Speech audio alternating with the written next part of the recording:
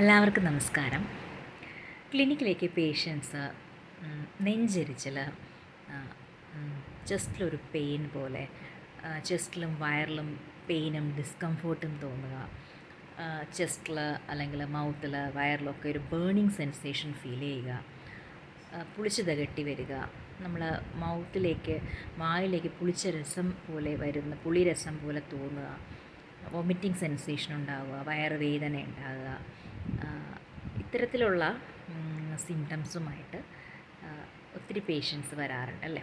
ഈ കണ്ടീഷൻ ഇത്തരത്തിലുള്ള സിംറ്റംസ് മെയിനായിട്ടും നെഞ്ചരിച്ചിൽ വരുന്ന ആ ഒരു കണ്ടീഷനെ പറയുന്ന പേരാണ് GERD, gastro oesophageal acid reflux. ആ ഡിസീസ് കണ്ടീഷൻ GERD എന്ന് പറയുന്നത് ആസിഡ് റിഫ്ലക്സ്. അതായത് നമ്മൾ ഫുഡ് കഴിക്കുമ്പോൾ ഫുഡ് ഈസോഫാഗസ് വഴി സ്റ്റൊമക്കിലെത്തുന്നു. ഈസോഫാഗസിനും സ്റ്റൊമക്കിനും ഇടയിലായിട്ട് ഒരു വാൽവുണ്ട്. അതിനെ ഈസോഫേജിയൽ സ്ഫിങ്ക്ചർ എന്നാണ് പറയുന്നത്. അപ്പോൾ ഫുഡ് കഴിക്കുമ്പോൾ ഈ ഈസോഫേജിയൽ വാൽവ് വഴി സ്റ്റൊമക്കിലേക്ക്, അപ്പോൾ ആ വാൽവ് ലൂസൺ ആവുകയും അതുവഴി ഫുഡ് സ്റ്റൊമക്കിലേക്ക് പോവുകയും അത് കഴിയുമ്പോൾ ആ വാൽവ് ടൈറ്റനായി ക്ലോസ് ആവും. ചിലപ്പോൾ ഈ വാൽവുകൾക്ക് വീക്കനിങ് സംഭവിക്കുകയും ഇടയ്ക്കിടയ്ക്ക് ഇത് ലൂസൺ ആവുകയും അടയാതിരിക്കുകയൊക്കെ ചെയ്യും. ആ സമയത്ത് നമുക്ക് സ്റ്റമക്കിലുള്ള നമ്മൾ നമ്മളുടെ ലൈഫ് സ്റ്റൈൽ ആയിട്ടുള്ള പല കാര്യങ്ങൾ കൊണ്ടും നമ്മളുടെ പല ആവശ്യമില്ലാത്ത ഫുഡ് ഹാബിറ്റ്സ് കൊണ്ടും നമ്മളുടെ ഈ ആസിഡ് പ്രൊഡക്ഷൻ, സ്റ്റൊമക്കിലുള്ള ആസിഡ് പ്രൊഡക്ഷൻ ഇൻക്രീസ് ആവുകയും ഈ ആസിഡ് തിരിച്ച് ഈ ഇതുവഴി, ഈ വാൽവ് വഴി മുകളിലേക്ക് ഈസോഫാഗസിൽ വരികയും സ്റ്റൊമക്കിനും ഈസോഫേജിയൽ ലൈനിങ്ങിനുമൊക്കെ അൾസേഴ്സും ഇൻഫ്ലമേഷൻസും ഇറിറ്റേഷനൊക്കെ ഉണ്ടാക്കുന്ന ഈ ഒരു കണ്ടീഷനെ പറയുന്ന പേരാണ് GERD, gastro oesophageal acid reflux, അല്ലെങ്കിൽ ഈ ആസിഡ് റിഫ്ലക്സ്. ഇതാണ് ഈ കണ്ടീഷനെ പറയുന്ന പേര്. ഈ ബാക്ക് വാഷിനെ പറയുന്ന ആ ഒരു പ്രോസസ്സിനെ പറയുന്നതാണ് ഈ ആസിഡ് റിഫ്ലക്സ് എന്ന് പറയുന്നത്. അപ്പോൾ ഇത്തരം സിംറ്റംസ് വരുമ്പോൾ നമുക്ക് ഭയങ്കരമായിട്ടും ഡിസ്കംഫോർട്ട് അനുഭവപ്പെടുകയാണ്, ഭയങ്കരമായിട്ടൊരു ചെസ്റ്റ് പെയിൻ അനുഭവപ്പെടുകയാണ്, അല്ലെങ്കിൽ ഇത്തരത്തിലൊരു നെഞ്ചിന് ഡിസ്കംഫോർട്ടൊക്കെ തോന്നുകയാണെങ്കിൽ, നിങ്ങൾ പെയിൻ തോന്നുകയാണെങ്കിൽ, സ്ട്രോങ് ആയിട്ട് പെയിൻ തോന്നുകയാണെങ്കിൽ നിങ്ങൾ അടുത്തൊരു ഹോസ്പിറ്റലിൽ ഉടനെ പോവുക. കാരണം ഇത്തരത്തിൽ ഹാർട്ട് അറ്റാക്ക് വരുന്നത് ചിലപ്പോൾ നമ്മളിത് രണ്ടും തമ്മിൽ തിരിച്ചറിയാൻ പറ്റില്ല. നെഞ്ചരിച്ചിൽ എന്ന് വിചാരിച്ചുകൊണ്ടിരിക്കും. ചെറിയ തരത്തിലുള്ള നെഞ്ചരിച്ചിലൊക്കെ വരുമ്പോൾ നിങ്ങൾ ഹാർട്ട് അറ്റാക്ക് അത് പേടിക്കേണ്ട. പക്ഷെ നല്ല ഡിസ്കംഫോർട്ട് തോന്നുകയാണെങ്കിൽ സ്വയം ചികിത്സിക്കാതെ ഹോസ്പിറ്റലിലേക്ക് ഉടനെ തന്നെ പോകേണ്ടതാണ് കേട്ടോ. അപ്പോൾ ഈ GERD സിംറ്റംസ് ഞാൻ പറഞ്ഞു കഴിഞ്ഞു. അപ്പം നമുക്ക് എന്തൊക്കെ ചെയ്ത് കഴിഞ്ഞാലാണ് ഈ ആസിഡ് റിഫ്ലക്സ്, ഈ കണ്ടീഷൻ മാറ്റാൻ പറ്റുന്നതെന്ന് ഞാൻ പറയാം. ഒന്നാമതായിട്ട് നമ്മൾ ലൈഫ് സ്റ്റൈൽ മാനേജ്മെൻറ്റ് അതിൽ കൊണ്ടുവരേണ്ട ഫസ്റ്റ് കാര്യം സ്മോക്കിങ്ങും ആൽക്കഹോളും കംപ്ലീറ്റ് ആയിട്ട് അവോയ്ഡ് ചെയ്യുക. അതുപോലെ തന്നെ ടു മച്ച് സ്പൈസി ആയിട്ടുള്ള ഫുഡ്, ധാരാളം പുളിപ്പ് ഉള്ള ആഹാരങ്ങൾ, ഇതൊക്കെ കംപ്ലീറ്റായിട്ടും ഇത്തരം അസിഡിറ്റി പ്രശ്നമുള്ളവർ കംപ്ലീറ്റായിട്ടും അവോയ്ഡ് ചെയ്യേണ്ടതാണ്. അതുപോലെ ധാരാളമായി ഒരു ദിവസം തന്നെ 5, 6 ചായയും കാപ്പിയൊക്കെ കുടിക്കുന്നവർ അത് കട്ട് ഡൗൺ ചെയ്യേണ്ടതാണ്. അതുപോലെ തന്നെ ഇത്തരം സ്പൈസി ഫുഡിൻ്റെ കാര്യം പറഞ്ഞു, അത്തരത്തിലുള്ള ധാരാളം എരിവ് ചേർന്ന ആഹാരങ്ങൾ കഴിക്കാതിരിക്കുക, അത് വീണ്ടും ഇൻഫ്ലമേഷൻ ഉണ്ടാക്കും. അപ്പോൾ അതുപോലെ തന്നെ ഈ ഫുഡിൻ്റെ കാര്യം പറഞ്ഞ പോലെ തന്നെ നമ്മൾ ഇത് ആസിഡ് റിഫ്ലക്സ് ഉണ്ടാകാനുള്ളൊരു മെയിൻ റീസണാണ് സമയത്ത് ഫുഡ് കഴിക്കാതിരിക്കുക, ഈ 3 മീൽസ് ഏതെങ്കിലും സ്കിപ്പാക്കുക, അതുപോലെ തന്നെ നൈറ്റ് ലേറ്റായിട്ട് ഫുഡ് കഴിക്കുക. ഇത്തരത്തിലുള്ള ശീലങ്ങളൊക്കെ അവോയ്ഡ് ചെയ്യുക. എല്ലാവരും സമയത്ത് കൃത്യമായിട്ട് ഒരു മീൽ പോലും സ്കിപ്പാക്കാതെ ഫുഡ് കഴിക്കേണ്ടതാണ്. അതുപോലെ തന്നെ രാത്രിത്തെ ഫുഡ് 7-7:30 കഴിച്ച് തീർത്തിരിക്കണം. പിന്നെ ഫുഡ് കഴിച്ചുകൊണ്ടിരിക്കുമ്പോൾ ഇടയ്ക്കിടയ്ക്ക് വെള്ളം കുടിക്കുന്ന ശീലമൊക്കെ മാറ്റണം. അതുപോലെ തന്നെ ഫുഡ് കഴിച്ച പാടെ കയറി കിടക്കാൻ പാടില്ല കേട്ടോ, അതും ഈ ആസിഡ് റിഫ്ലക്സിന് കാരണമാകും. അതുപോലെ തന്നെ അതന്നെ കഴിച്ച പാടെ കയറി കിടക്കാൻ പാടില്ല, കഴിച്ച പാടെ വ്യായാമങ്ങൾ ചെയ്യാൻ പാടില്ല. ഇത്തരം കാര്യങ്ങളൊക്കെ തന്നെ നിങ്ങൾ ഒന്ന് പ്രത്യേകം ശ്രദ്ധിക്കുക. വെള്ളം കുടിക്കുന്നത് നമ്മൾ ആഹാരത്തിന് ഒരു അരമണിക്കൂർ മുന്നേയും ആഹാരത്തിന് അരമണിക്കൂർ ശേഷവുമായിരിക്കണം. ഇത്തരം കാര്യങ്ങളൊക്കെ ശ്രദ്ധിച്ചാൽ തന്നെ ഏറെക്കുറെ ഈ ആസിഡ് റിഫ്ലക്സ് നമുക്ക് തടയാൻ സാധിക്കും.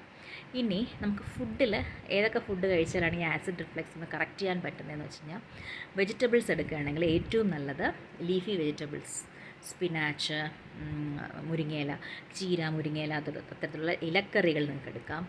ബീൻസ്, ക്യാരറ്റ്, ബീറ്റ്റൂട്ട്, ഇത്തരത്തിലുള്ള ശതാവരി, ആസ്പറാഗസ്, ഇത്തരത്തിലുള്ള വെജിറ്റബിൾസ് എല്ലാം ഈ ആസിഡ് റിഫ്ലക്സ് ഉള്ള ആൾക്കാർക്ക്, നെഞ്ചെരിച്ചിലുള്ള ആൾക്കാർക്ക് വളരെയധികം ഗുണം ചെയ്യും കേട്ടോ.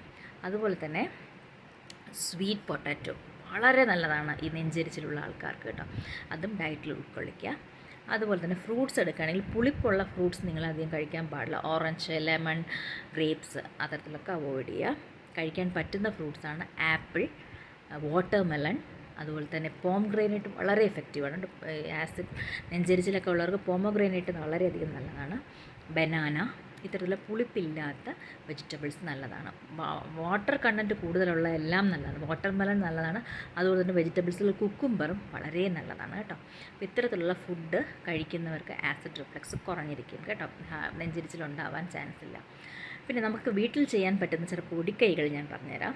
നമ്മളിപ്പോൾ വെള്ളം തിളപ്പിച്ച് കുടിക്കുകയാണെങ്കിൽ നമുക്ക് തുളസി ഇലയിട്ട് വെള്ളം തിളപ്പിച്ച് ആ വെള്ളം കുടിക്കുന്നത് നെഞ്ചെരിച്ചിൽ കുറയ്ക്കും. തുളസി ഇല 4-5 തുളസി ഇല ചവച്ച് അരച്ച് കഴിക്കുന്നത് കൊണ്ടും നെഞ്ചെരിച്ചിൽ കുറയും. പിന്നെ വെള്ളം തിളപ്പിച്ച് കുടിക്കാൻ പറ്റുന്ന ഒരു സാധനമാണ് നമ്മുടെ ജീരകം. നമ്മൾ കറിക്കൊക്കെ എടുക്കത്തില്ലേ ജീരകം. 1 ടീസ്പൂൺ ജീരകം, 2 ഗ്ലാസ് വെള്ളം എടുക്കുക, 1 ഗ്ലാസ്സായിട്ട് വറ്റിക്കുക. ആ വെള്ളം കുടിക്കുന്ന വഴി നെഞ്ചെരിച്ചിൽ കുറയും. അതുപോലെ തന്നെ നമുക്ക് കൊത്തമല്ലിയില്ലേ, കോറിയാണ്ടർ സീഡ്സ്, നമ്മൾ മല്ലിയുടെ പൊടിയല്ല, ആ സീഡ്സ്, കൊത്തമല്ലി മൊത്തത്തിലുള്ള കോറിയാണ്ടർ സീഡ്സ് 2 ഗ്ലാസ് വെള്ളം എടുത്തിട്ട് 1 ടീസ്പൂൺ കോറിയാണ്ടർ സീഡ്സ് അതിനകത്തിട്ടതിന് ശേഷം തിളപ്പിച്ച് 1 ഗ്ലാസ്സായിട്ട് വറ്റിച്ച് അരിച്ചെടുത്ത് ഓവർനൈറ്റ് വച്ചിരിക്കുക.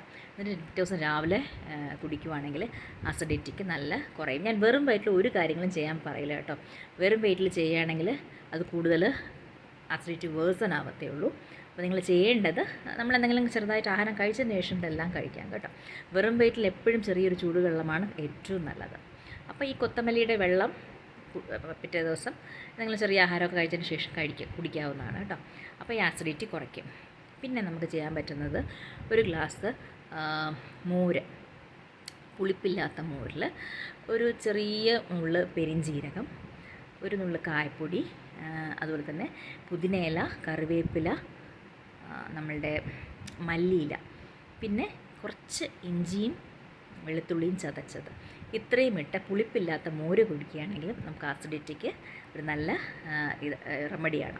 അതുപോലെ തന്നെ നമ്മൾ പെരിഞ്ജീരകം വളരെ നല്ലതാണ് കേട്ടോ. ജീരകത്തിൻ്റെ എല്ലാ വെറൈറ്റിയും അസിഡിറ്റിക്ക് നല്ലതാണ്. ഒരു കുറച്ച് പെരിഞ്ജീരകവും അയമോദകം അല്ലെങ്കിൽ ഓമം എന്ന് പറയും, അത് വാങ്ങിക്കാൻ കിട്ടും. അതും കൂടെ റോസ്റ്റ് ചെയ്ത് പൊടിച്ച് ഒരു ബോട്ടിലാക്കി വെക്കാം. എന്നിട്ട് നമ്മൾ 2 ഗ്ലാസ് വെള്ളം എടുത്തിട്ട് ഇതിൻ്റെ ഒരു 1/2 ടീസ്പൂൺ ഇട്ട് തിളപ്പിച്ച് 1 ഗ്ലാസ്സായിട്ട് വറ്റിച്ചതിന് ശേഷം സ്ട്രെയിൻ ചെയ്തതിന് ശേഷം നമുക്കത് കുടിക്കാവുന്നതാണ്. ഇതുവഴി നമുക്ക് അസിഡിറ്റി നല്ലതുപോലെ കുറയും കേട്ടോ. നമുക്ക് തൈരും മോരും വളരെയധികം നല്ലതാണ് കേട്ടോ. തൈരും മോരും, പക്ഷേ പുളിപ്പില്ലാത്ത തൈരും മോരും എടുക്കുക. അതുപോലെ തന്നെ പാല് അസിഡിറ്റിക്ക് വളരെ നല്ലതാണ്. പക്ഷേ ശ്രദ്ധിക്കുക, ലോ ഫാറ്റായിട്ടുള്ള പാലെടുക്കുക. ഹൈ ഫാറ്റായിട്ടുള്ള പാലും ഹൈ ഫാറ്റായിട്ടുള്ള എല്ലാ സാധനങ്ങളും അസിഡിറ്റിയെ വേഴ്സൺ ചെയ്യും. ലോ ഫാറ്റായിട്ടുള്ള പാലെടുക്കുകയാണെങ്കിൽ അസിഡിറ്റി കുറയുന്നതായിട്ട് കാണാൻ സാധിക്കും. പിന്നെ നമ്മുടെ വീട് പരിസരങ്ങളിലൊക്കെ കുടങ്ങൽ എന്നൊരു ചെടിയുണ്ട് കേട്ടോ. അതിനെ ആയുർവേദത്തിൽ മണ്ടൂകപർണി എന്നാണ് പറയുന്നത്. അതിൻ്റെ സയൻറ്റിഫിക് നെയിം സെൻറ്റല്ല ഏഷ്യാറ്റിക്ക. നിങ്ങൾക്ക് യൂട്യൂബിലൊക്കെ തപ്പിക്കഴിഞ്ഞാൽ അറിയാം. അതിൻ്റെ ഇലയെന്ന് പറയുന്നത് ഫ്രോഗിൻ്റെ ഫീറ്റ് പോലെ ഇരിക്കുന്നതാണ് മണ്ടൂകപർണി എന്നതിൻ്റെ പേര് വന്നത്. ആ ഇല നല്ലവണ്ണം കഴുകിയതിന് ശേഷം ചവച്ചരച്ച് കഴിക്കുന്നതും, അല്ലെങ്കിൽ അതിൻ്റെ ജ്യൂസും അതിൻ്റെ നീരും, ചതച്ചരച്ച നീരും പാലിനൊപ്പം, ലോ ഫാറ്റായിട്ടുള്ള പാലിനൊപ്പം ചേർത്ത് 1 ടേബിൾ സ്പൂൺ കഴിക്കുന്നതും നമുക്ക് ഈ ആസിഡിറ്റി കുറയ്ക്കാനായിട്ട് സാധിക്കും.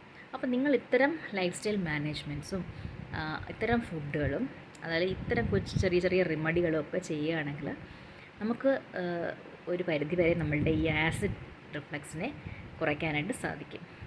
എല്ലാവർക്കും ഉപകാരപ്പെട്ടു എന്ന് വിചാരിക്കുന്നു. Thank you. Have A nice day.